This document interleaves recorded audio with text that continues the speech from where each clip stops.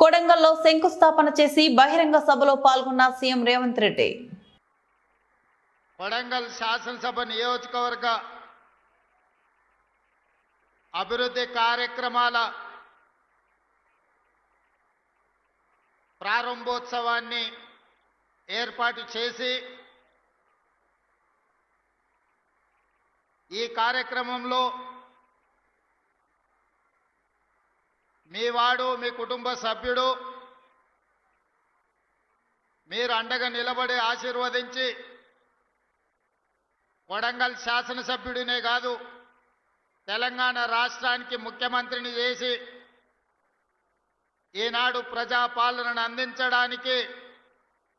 అండగా నిలబడి ఈరోజు ఈ ప్రాంతంలో 70 సంవత్సరాలుగా సమస్యలు పరిష్కారం కాకపోను 70 సంవత్సరాల నుంచి ప్రజలు ఎదురు చూసిన రోజులను గుర్తు చేసుకొని వాటన్నిటిని పరిష్కరించడానికి నాతో పాటు ఉమ్మడి మహబూబ్ నగర్ ఇన్ఛార్జ్ మంత్రివర్యులు దామోదర్ రాజ నరసింహ గారిని మన ప్రాంతం వాడు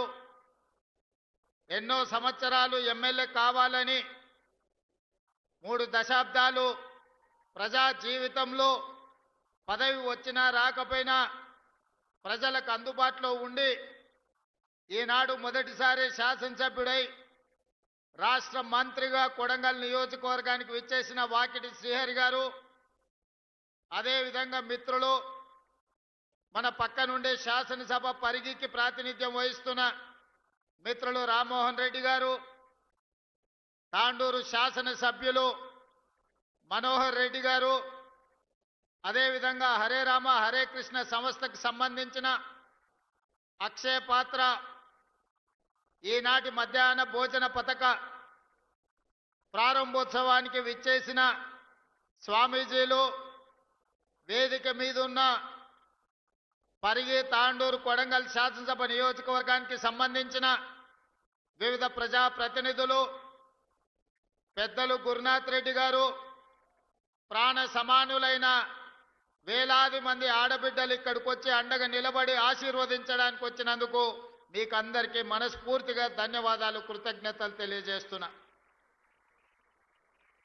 ఏ ఇంట్లో ఆడబిడ్డ ప్రశాంతంగా ఉంటుందో, ఏ ఇంట్లో ఆడబిడ్డకు రక్షణ ఉంటుందో, ఏ ఇంటి పెత్తనం ఆడబిడ్డ చేతిలో ఉంటుందో ఆ ఇల్లు గొప్పగా రాణిస్తుంది, ఆ ఇంట్లో సమస్యలు పరిష్కారం అవుతాయి. ఆడబిడ్డలు ఎక్కడైతే సంతోషంగా ఉంటారో అక్కడ మంచి పరిపాలన, ఆర్థిక అభివృద్ధి సాధిస్తుంది అని చెప్పి మన పెద్దలు చెప్పినారు. అందుకే ఈనాడు ప్రజాపాలనలో ఇందిరమ్మ రాజ్యంలో ఆడబిడ్డల్ని ఆర్థికంగా నిలబెట్టాలి, ఆడబిడ్డలు ఆత్మగౌరవంతో బ్రతకాలి, ఆడబిడ్డలు చదువుకోవాలి, ఆడబిడ్డలు ప్రభుత్వ ఉద్యోగాలలో రాణించాలి, ప్రజా పరిపాలన